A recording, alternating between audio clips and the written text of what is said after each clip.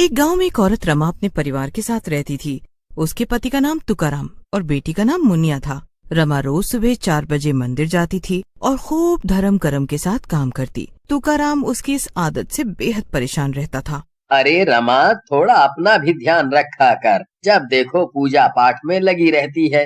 रोज इतनी सुबह उठ जाती हो, इतने व्रत करती हो, पूरा पूरा दिन कुछ खाती नहीं हो। अगर ऐसा ही रहेगा तो तुम्हारी तबीयत खराब हो जाएगी।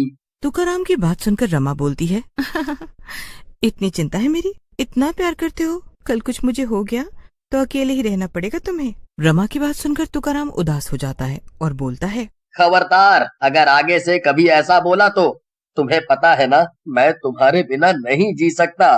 तुकाराम की बात सुनकर रमा हंसने लगती है और बोलती है कितनी बड़ी बड़ी बातें करते हो ना। वैसे मैं कहीं नहीं जाने वाली, तुम्हारी छाती पर ही बैठूंगी। लेकिन रमा को क्या पता था कि उसकी मजाक में ही कही बातें एक दिन सच हो जाएगी। एक दिन रमा जल्दी उठकर मंदिर जा रही होती है। चारों तरफ अंधेरा होता है। अरे बाप रे बाप, आज तो समय का पता ही नहीं चला। मुझे लगा दिन निकल गया होगा, अभी तो रात है। कोई बात नहीं, मंदिर चलती हूँ, पंडित जी तो आ ही गए होंगे। रमा रोड पार कर रही होती है कि तभी तेजी से आता हुआ ट्रक उसे टक्कर मार देता है। ये टक्कर इतनी जोर से लगती है कि मौके पर ही रमा की मौत हो जाती है। ये देखकर ट्रक ड्राइवर राजन और उसका दोस्त साजन घबरा जाते हैं। साजन राजन से कहता है, अरे राजन भैया, ये औरत तो मर गई है। इससे पहले किसी को कुछ पता चले हमें यहाँ से खिसक लेना चाहिए।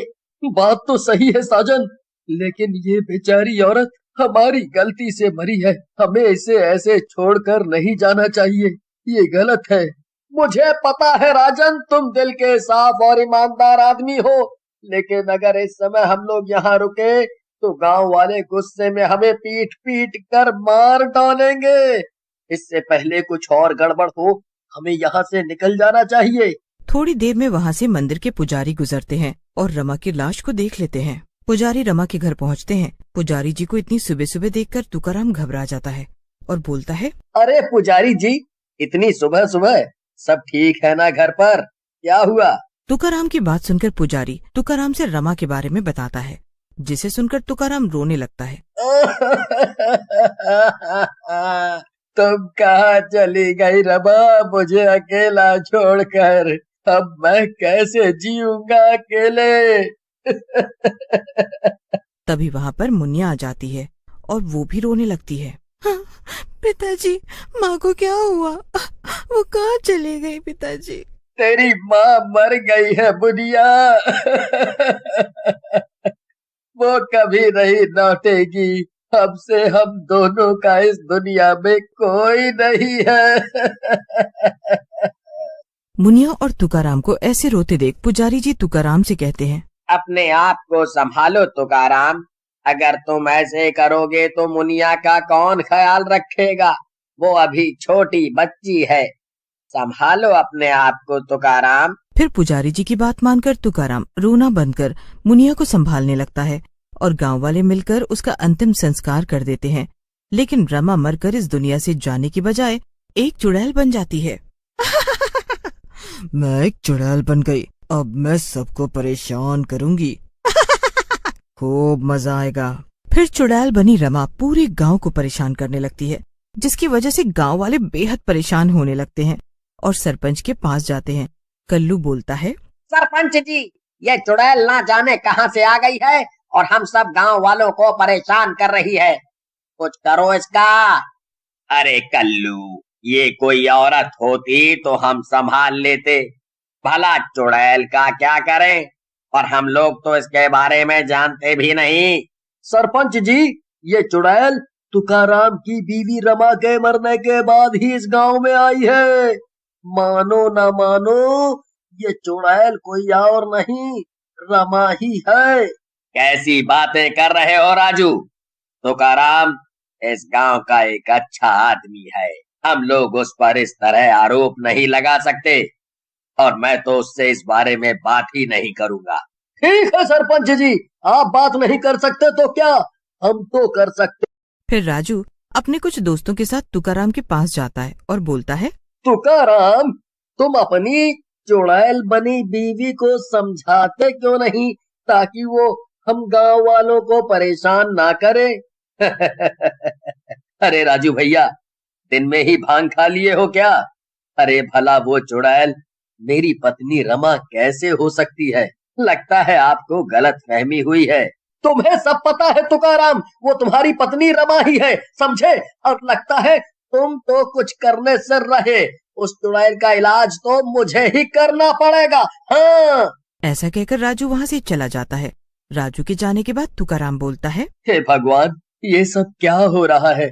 मुझे तो कुछ समझ नहीं आ रहा है। एक तो मेरी पत्नी चली गई और ऊपर से सब उसे चुड़ैल बता रहे हैं। एक दिन तुकाराम जंगल में से गुजर रहा होता है। तभी उसे चुड़ैल जोर का धक्का देती है और जोर जोर से हंसने लगती है। मजा आ गया जोर का धक्का देकर। तुकाराम चुड़ैल की तरफ घूमता है और बोलता है, कौन हो तुम चुड़ैल, और हम गांव वालों को क्यों परेशान कर रही हो? चली जाओ यहाँ से। मैं कौन हूँ ये तो मुझे भी नहीं पता, लेकिन मैं इस गांव में तुम सब गांव वालों को परेशान करने के लिए आई हूँ, और वो तो मैं करती ही रहूंगी। ऐसा कहकर चुड़ैल वहाँ से चली जाती है। इधर राजन, जिसने रमा का एक्सीडेंट अपने ट्रक से किया होता है, वो गांव में आता है और सरपंच को उस दिन के बारे में सारी बात बताता है, जिसे सुनकर सरपंच कहते हैं, राजन बेटा, तुम्हें उस दिन ऐसे नहीं भागना चाहिए था, ये गलत है। मैं क्या करता सरपंच जी, मैं घबरा गया था। वो औरत एकदम से रास्ते में आ गई और अंधेरा होने की वजह से मुझे कुछ नहीं दिखा। मुझे माफ कर दो। मैं कौन हूँ माफी देने वाला? तुम्हें मेरे साथ चलना होगा और तुकाराम से माफी मांगनी होगी। फिर राजन सरपंच के साथ तुकाराम के घर पर पहुंचता है। वहाँ पर मुनिया खेल रही होती है।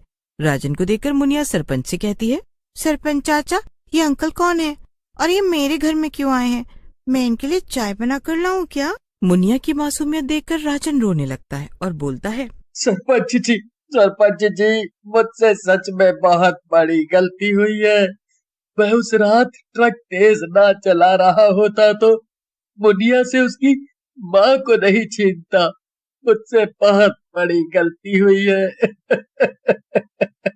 अरे भाई, क्यों रो रहे हो? इतना बुरा भी नहीं दिखता मैं। अरे नहीं भाई, मैं आपको देखकर नहीं रो रहा, बल्कि मेरा किया कोई पाप सामने आ गया है। पाप? मैं कुछ समझा नहीं भाई, पूरी बात बताओ, ऐसे पहेलियां मत बुझाओ। फिर राजन रोते रोते तुकाराम को सारी बात बताता है, जिसे सुनकर तुकाराम कहता है, तुमने बहुत बड़ी गलती की। तुम्हें ट्रक ऐसे नहीं चलाना चाहिए था, लेकिन तुमने अपनी गलती स्वीकार कर ली, ये भी बहुत बड़ी बात है। मैं तुम्हें माफ करता हूँ। तुकाराम जैसे ही अपनी बात खत्म करता है, वहाँ चुड़ैल आ जाती है और बोलती है, तुम कौन हो माफ करने वाले? इसने मेरी जान ली थी, तो सजा तो मैं ही दूंगी इसे, समझे? मैं भूली ही कब थी, मैं तो बस भटक रही थी इधर उधर, लेकिन आज राजन के आने के बाद मुझे लगता है मुझे इस चुड़ैल योनि से मुक्ति मिल जाएगी।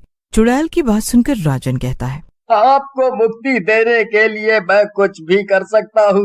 मेरी गलती की सजा यही होगी। मुझे बताओ, आपको क्या चाहिए? राजन की बात सुनकर चुड़ैल हंसने लगती है और बोलती है, मैंने सुना है राजन तेरी एक बहन है। मैं चाहती हूँ कि तू उसकी शादी तुकाराम से करवा दे, ताकि वो मेरे पति तुकाराम और मुनिया का ख्याल रख सके। ये तुम्हें करना ही होगा। मेरी मुनिया और मेरे लिए क्यों? क्योंकि मैं तुम दोनों को ऐसे नहीं देख सकती। मेरी आत्मा ऐसे ही भटकती रहेगी। फिर चुड़ैल के समझाने पर तुकाराम शादी के लिए मान जाता है।